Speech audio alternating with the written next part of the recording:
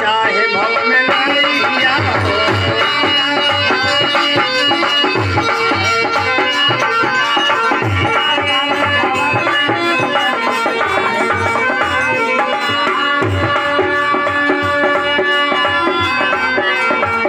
यह बात कलश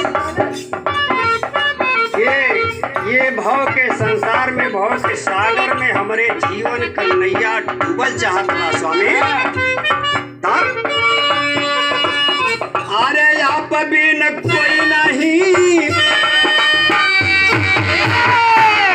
आप बिन कोई नहीं लऊ के खेवैया हो।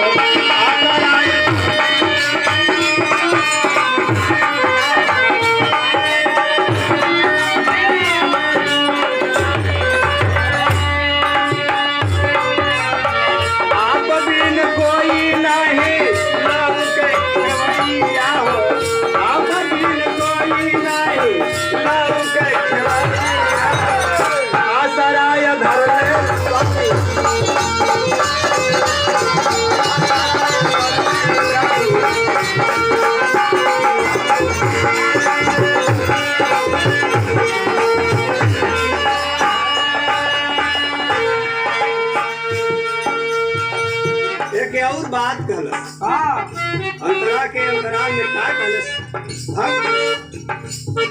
अरे चारी ओर अन्हार लौके सूझे नहीं रहिया,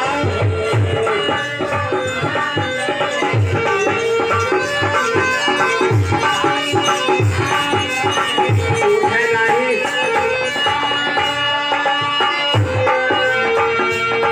ये संसार सागर में चारी ओर स्वामी प्रभु अनहार लौकत ह, रास्ता भटकल सूझत नहीं ह।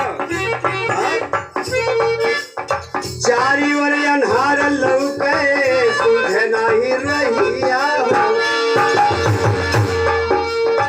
आसरा लगल बा बोला यही बा प्रभु कहिया हो। यही बा प्रभु लगल बा बोला, आसरा लगल हो। प्रभु कब आएंगे या क्या कोई संकेत देंगे?